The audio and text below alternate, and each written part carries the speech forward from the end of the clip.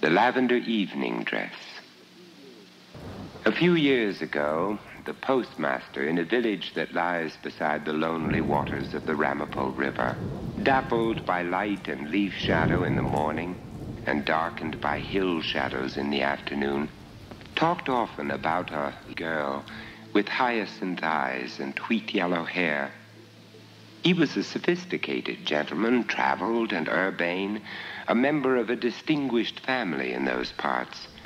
To atone for his sins, he said, he taught a boys' class in a Sunday school that was in session on the first day of each week after the preaching, in a tiny weathered church back in the Ramapo Hills. From the summits of those hills, on a clear day washed by recent rain, the slim gray towers on Manhattan Island seemed to advance into sight and hang like figures long ago worked into the tapestry on the old blue sky wall.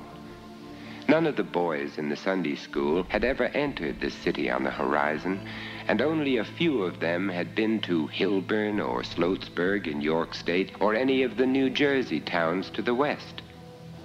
They were a shy lot, but wild as wood animals are wild, and they found the simple lessons in Christian ethics the postmaster was trying to teach difficult at best and impossible at those times when that girl was around. She went through his class, the postmaster said, like a slow pestilence. A boy would be gone for a month, sometimes 2 months, and then he would come back on a Sunday, glowering and sheepish, and one of his schoolmates would be absent for a while. The Sunday school teacher would sometimes see him and the girl picking wild blackberries on a hillside, or on a Saturday night, walking the road, shoes in hand, to a country dance. There was much talk about the girl among the hill folk gossips, and the postmaster, whose job gave him speaking acquaintance with most of these, gathered from what they said that she was gay and hot-tempered and amoral, feeling that the general admiration gave her the privilege of disobeying the somewhat eccentric conventions of her own community. The only time he had a good look at her was during a Wednesday night prayer meeting at which, according to an announcement the previous Sunday, the contents of 3 barrels of old clothes from the members of a New York City church would be distributed. The girl came in after the service, just as the preacher beat in the head of the first barrel. She was barefoot, and it was obvious that she wore only a stained and patched calico check dress, much too small for her. She sat in the back pew and paid no attention as the usual pathetic garments that are contained in such shipments were displayed and granted to those who could argue the greatest need. There was a gasp when the preacher pulled from the middle of the second barrel a lavender evening dress covered with sequins that glinted like tiny amethysts.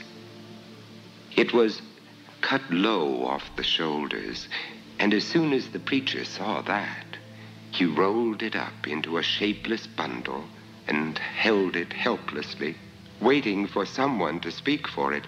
No one did, but the girl stood up and padded swiftly down the aisle. Without saying a word, she grabbed the dress from the good man's hands and raced out of the church. From that time on, the postmaster said, no one ever saw the girl in other costume. Rain or shine, day or night, she was a brushstroke of lavender against the brown of dirt roads, the green of hill slopes, the khaki-colored shirts and pants of whatever boy strode beside her. Frost came early that year and leaves dropped. The air was clear and the New York towers came nearer and stayed longer. The hill people were all talking about a letter that had come to the girl from cousins in New Jersey. The postmaster had told one of his Sunday school boys that the letter had come, and the next day she had stood before his window and quietly asked for it, the sequins glinting purple in the shadowy room. People who dropped in the next day said her cousins had invited her to visit them, and they had sent her the money for her bus fare. A week later, a witness regaled the postmaster with a description of the expressions on the faces of the bus passengers down on the asphalt highway 12 miles away when the girl climbed aboard, holding her long skirt about her waist. In mid-December came a cold snap, and the thermometer outside showed 18 degrees below zero when the postmaster opened his window for business. The people in the line of waiters for mail were more eager to give him the news than to receive their letters. The body of the girl in the lavender dress had been found frozen and stiff on the road a few miles above the bus stop. Returning from Jersey City, she had left the bus and begun the long walk home. But the evening dress had proved too flimsy wear for such a night. The postmaster said that after this tragedy, all the students in his class came regularly to Sunday school, and that was the end of the story of the girl. The girl froze to death about 1939, and for a decade nothing reflected doubt on the postmaster's conclusion.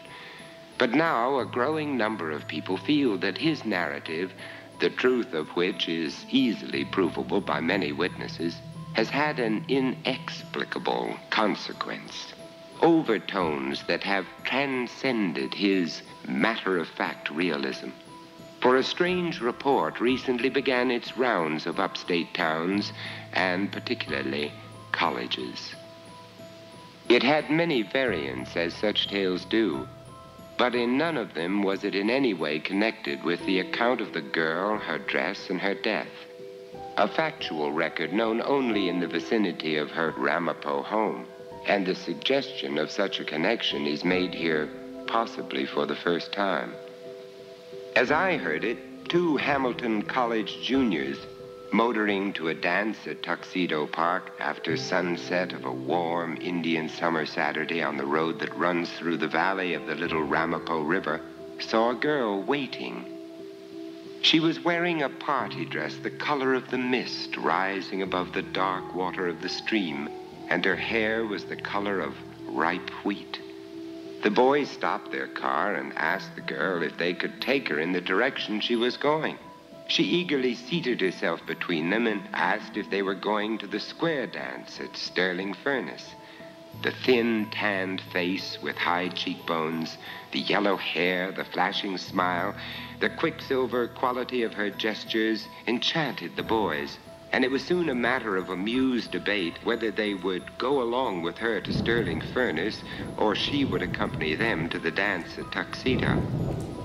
The majority won, and the boys were soon presenting their new friend to the young couple who were their hosts at the park.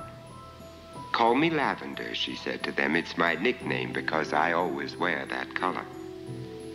After an evening in which the girl, quiet and smiling, made a most favorable impression by her dancing, drifting dreamily through the waltzes in a sparkling cloud of lavender sequins, stepping more adeptly than any of the other dancers through the complications of revived square dances, Money Musk, Hull's Victory, Nellie Gray, the boys took her out to their car for the ride home.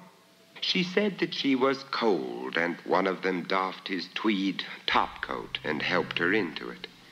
They were both shocked into cliches of courtesy when, after gaily directing the driver through dusty woodland roads, she finally bade him stop before a shack so dilapidated that it would have seemed deserted had it not been for a ragged lace curtain over the small window in the door. After promising to see them again soon, she waved goodnight, standing beside the road until they had turned around and rolled away. They were almost in Tuxedo before the chill air made the coatless one realize that he had forgotten to reclaim his property, and they decided to return for it on their way back to college the next day. The afternoon was clear and sunny when, after considerable difficulty in finding the shack, the boys knocked on the door with the ragged lace curtain over the window.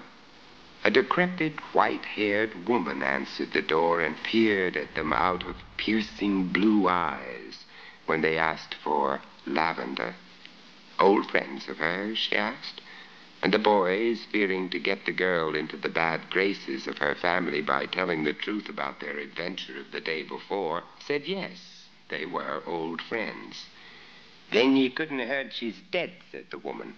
"Been in the graveyard down the road for near 10 years. Horrified, the boys protested that this was not the girl they meant, that they were trying to find someone they had seen the previous evening. "Nobody else of that name's ever lived around here," said the woman. "'Twarn't her real name anyway. Her pa named her Lily when she was born. Some folks used to call her Lavender on account of the pretty dress she wore all the time. She was buried in it." The boys once more turned about and started for the paved highway. 100 yards down the road, the driver jammed on the brakes. "There's the graveyard," he said, pointing to a few weathered stones standing in bright sunlight in an open field overgrown with weeds. "And just for the heck of it, I'm going over there."